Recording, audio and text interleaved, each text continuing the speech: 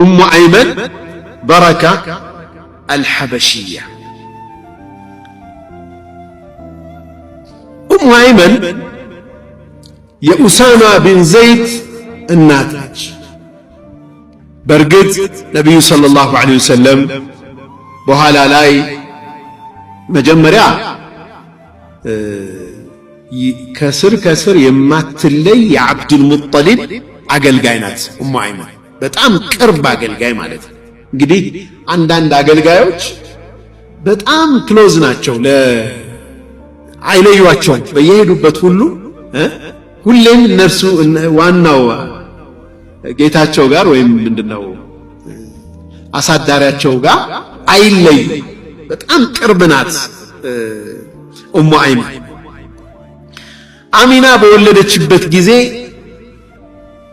እንግዲህ የተወለደው ልጅ የቲም ሆኖ ነው የተወለዱት አለይሂ ሰላቱ ወሰላም። የቲም ልጅ ነው። ኡሙ አይመን እንድታቅፈው እንድትንከባከበው ያደርጉ ነበር አብዱል ሙጠሊብ።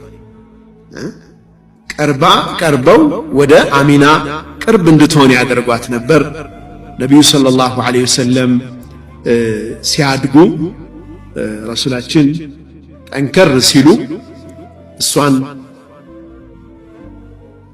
ሑር አሏት አብዱል ሙጠሊብ፣ ነፃ ሆነች። ከዛም ነቢዩ ሰለላሁ ዐለይሂ ወሰለም ማደጋቸውን ካዩ በኋላ ሑር አሉና ዘይድ ብኑ ታቢትን አጋቧት። ኡሳማ ቢን ዘይድ ተወለደ። ኡሳማ ቢን ዘይድ ደግሞ የሚገርም ታሪክ ያለው ሰው፣ በ18 ዓመቱ አቡበክርና ዑመር ያሉበትን ሰራዊት የመራ ጀግና። ልጆችን ልጆች ናቸው ብለን ወደ ኋላ እናደርጋቸው። አቅማቸውን መጠቀም ያስፈልጋል። ወደፊት እንዲመጡ ማድረግ ያስፈልጋል። ኡሳማ ቢን ዘይድ ረሱል ዐለይሂ ሰላቱ ወሰላም ከመሞታቸው በፊት ገዝው እንዲመራ ዘመቻ እንዲመራ ሹመውት ነው ወደ አኺራ የሄዱት። ማንን ሊመራ? ትልልቅ ሰሓቦች በውስጡ ያለበትን ሰራዊት።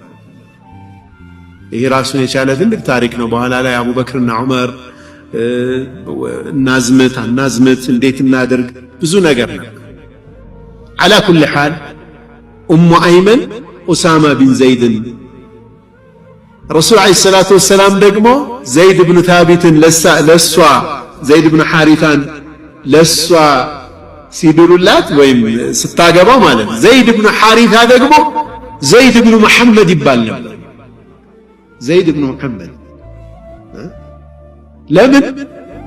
እሱም በስደት መጥቶ በባርነት መጥቶ ረሱል ዐለይሂ ሰላቱ ወሰላም የጎዲፈቻ ልጅ አድርገው ይዘውት ወላጆቹና አባቱና አጎቱ መጠው ምረጥ ተብሎ እኔ ረሱልን ነው የምመርጠው ዐለይሂ ሰላቱ ወሰላም ብሎ የቀረሰው፣ እሳቸውን ማገልገል ነው የምመርጠው ብሎ ከወላጆቹና ከአጎቱ የቀረ ሰው ነው ማለት ነው። መርጦ ነብዩ ሰለላሁ ዐለይሂ ወሰለም። ኡሙ አይመን ነብዩ ሰለላሁ ዐለይሂ ወሰለም ወደ አኺራ ከሄዱ በኋላ ብዙም ከባድ ሆነባት ሐቂቃ ማለት ነው። በ5 ወሯ ነው የተከተለቻቸው ዐለይሂ ሰላቱ ወሰላም። 5 ወር በኋላ እሷም ወደ አኺራ ሄዳለች ማለት ነው። አላሁ